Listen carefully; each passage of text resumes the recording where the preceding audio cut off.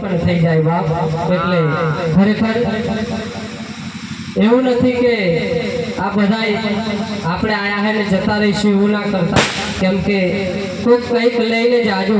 કેમ કે સંતોને તેડાવવાનું કારણ જ એક જ છે કે આપણી સંસ્કૃતિ જે અંધારામાં ધોત મુકાઈ રહી છે, તો કંઈક જે અંધારામાં બાચકો ભરવાથી કશું જડતું નથી, તો એવા સદગુરુ મહારાજ ધારણ કરીએ કે જે આપણને અંધારામાં પણ અંધારાનો પણ અનુભવ કરાવીએ કે અંધારું પણ શું છે, અંધારામાં પણ અજવાળું કરી દે। અને અજવાળું આવે ને, અજવાળું જ્યાં હોય ત્યાં અંધારું પછી ક્યારે આવતું નથી, પણ અંધકારને પહેલો કાઢવો પડે તો અજવાળું થાય। અને અજવાળું થયા પછી ક્યારે એ અજ્ઞાન અંધારું તમારી પાસે આવે એમ નથી। અને અજ્ઞાન એ જ આપણો ભ્રમ છે, અને એ ભ્રમમાં આપણું જીવન પૂરું થાય છે।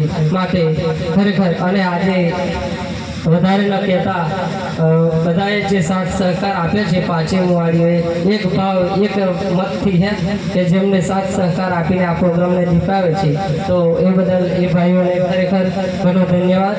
અને હવે પારખ મહારાજને આપણે વિનંતી કરીએ કે અને બધા મહારાજોને અને બધા સંતો જે બહારથી પધારે છે, માત્ર ને માત્ર વાણીઓ બે રાખી છે, બે વાણી ગાવાની છે, બીજી વાણી ખરેખર કોઈએ ગાવાની નહીં। અને મહારાજો માટે 20 મિનિટ છે, એટલે 20 મિનિટમાં એમને કોકને આમ તો મહારાજો માટે તો એક શબ્દ, અરે આધા શબ્દ ગુરુદેવ કા તાકા અનંત કરી વિચાર હે, આધા શબ્દ। અને આધાએ નહીં, અમારા મહિન મહારાજ તો એમ કે બોલેલું તો કે બહાર પડે પણ કે અનુભવ એ આગળ પડે હે। એટલે અનુભવ એ કંઈ બોલવામાં આવતો નહીં, અનુભવ એ તો એક ઈશારાની વાત છે। કહે પ્રીતમ ઓળખો અનુસારે કે હરિના જન તો હરિ જેવા, એટલે ભગવાન જેવા થઈ જવાય, હરિના જન હરિ જેવા, એના જેવા બની જવાય। પણ ક્યારેક આવા સંતોનો શબ્દો આપણને મળતા રહે, તો ખરેખર પારખરામ મહારાજને આપણે આપીએ કે આપણને સત્સંગના દોરમાં આગળ વધારે।